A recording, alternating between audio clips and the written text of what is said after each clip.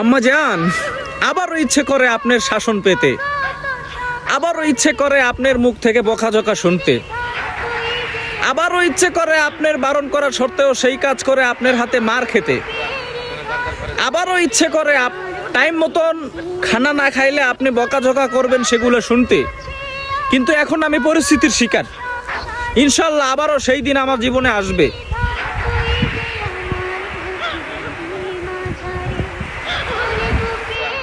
আশা করি ইনশাল্লাহ আবারও সেই দিন আমার জীবনে আসবে। দোয়া করবেন সবাই।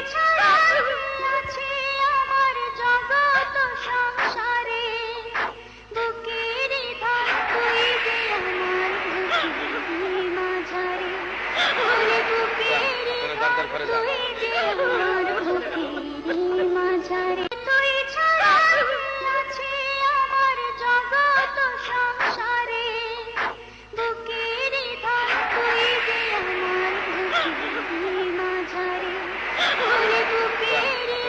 দাও।